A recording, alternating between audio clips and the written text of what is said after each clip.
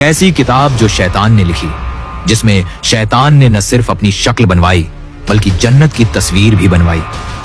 ये सिर्फ एक किताब नहीं बल्कि शैतान के साथ किया गया एक मुआहदा है। इसे कोडेक्स गिगास कहा जाता है और दुनिया इसे द डेविल्स बाइबल यानी शैतान की बाइबल के नाम से जानती है। 3 फुट लंबी, 165 पाउंड वजनी और 600 से ज्यादा सफ़हात पर मुश्तमिल ये किताब दुनिया की सबसे पुरअसरार और ममनुआ किताबों में से एक है। कहा जाता है कि ये पूरी किताब सिर्फ एक ही रात में लिखी गई थी।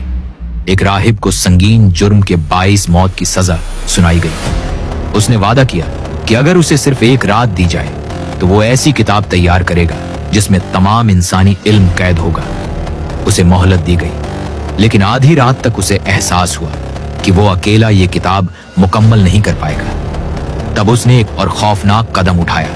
उसने शैतान को पुकारा और बदले में अपनी रूह का सौदा किया।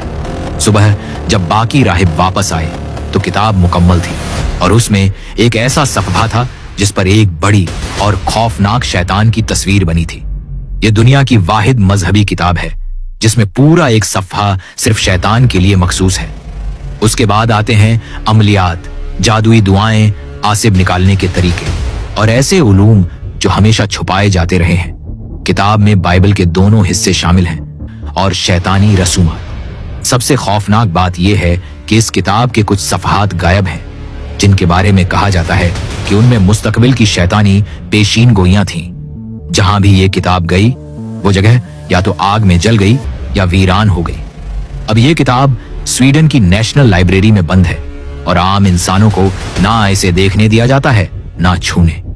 कुछ मुहक्किकीन कहते हैं कि इस किताब को देखकर इंसान को अजीब आवाजें सुनाई देती हैं और उसके ख्वाबों में शैतान आना शुरू हो जाता है।